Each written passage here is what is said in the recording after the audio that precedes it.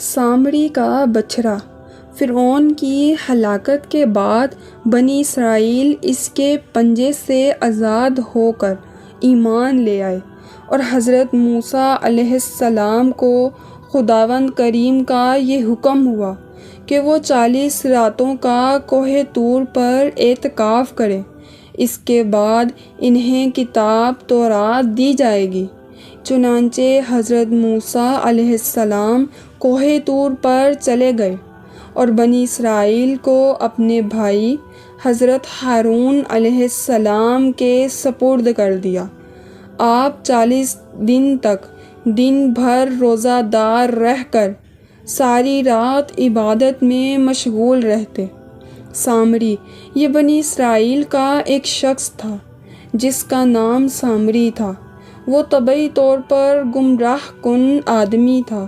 اس کی ماں نے برادری میں رسوائی کے ڈر سے پیدا ہوتے ہی اسے پہاڑ پر ایک غار میں چھوڑ دیا، اور حضرت جبرائیل علیہ السلام نے اپنی انگلی سے اسے دودھ پلا کر بڑا کیا۔ اس لیے یہ حضرت جبرائیل علیہ السلام کو پہچانتا تھا۔ اس کا پورا نام موسیٰ سامری ہے، اور حضرت موسیٰ علیہ السلام کا نام بھی موسیٰ ہے۔ مگر خدا کی شان، حضرت موسیٰ علیہ السلام کی پرورش فرعون کافر کے گھر ہوئی، مگر وہ خداوند کے رسول ہوئے، اور حضرت جبرائیل علیہ السلام کا پالا ہوا سامری کافر ہوا، اور بنی اسرائیل کو گمراہ کر کے اس نے بچھڑے کی پوجا کرائی۔ جن دنوں حضرت موسیٰ علیہ السلام کوہ طور پر معتکف تھے، سامری نے آپ کی غیر موجودگی کو غنیمت جانا اور یہ فتنہ برپا کر دیا کہ اس نے سونے چاندی کے زیورات کو مانگ کر پگھلایا اور اس سے بچھڑا بنایا، اور حضرت جبرائیل علیہ السلام کے گھوڑے کی خاک جو اس کے پاس موجود تھی، اس نے وہ خاک بچھڑے کے منہ میں ڈال دی تو وہ بچھڑا بولنے لگا۔ پھر سامری نے بنی اسرائیل سے یہ کہا کہ اے میری قوم، حضرت موسیٰ علیہ السلام کوہ طور پر خدا کے دیدار کے لیے تشریف لے گئے ہیں، حالانکہ تمہارا خدا تو یہی بچھڑا ہے، لہٰذا تم لوگ اس کی عبادت کرو۔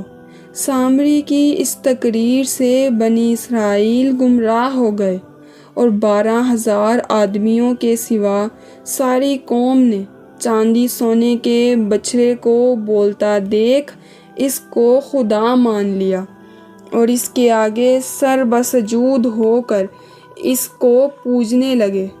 چنانچہ خداوند قدوس کا ارشاد ہے، اور موسیٰ کے بعد ان کی قوم نے اپنے زیوروں سے ایک بچھڑا بنا لیا جو بے جان کا دھر تھا اور گائے کی طرح بولتا تھا۔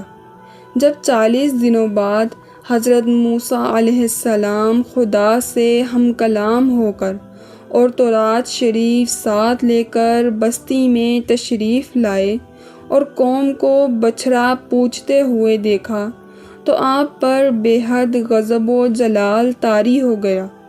آپ نے جوش و غضب میں تورات شریف کو زمین پر ڈال دیا اور اپنے بھائی حضرت ہارون علیہ السلام کی داڑھی اور سر کے بال پکڑ کر پوچھنا شروع کر دیا اور فرمانے لگے کہ تم نے ان لوگوں کو اس کام سے نہیں روکا۔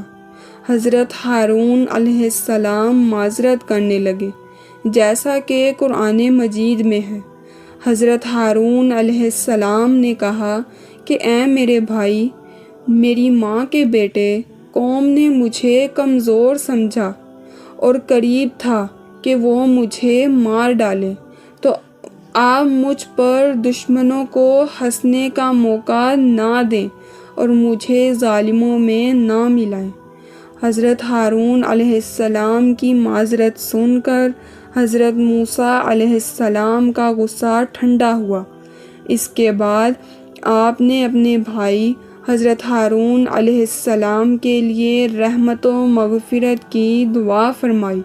پھر آپ نے اس بچھڑے کو توڑ پھوڑ کر اور جلا کر اور ریزہ ریزہ کر کے دریا میں بہا دیا۔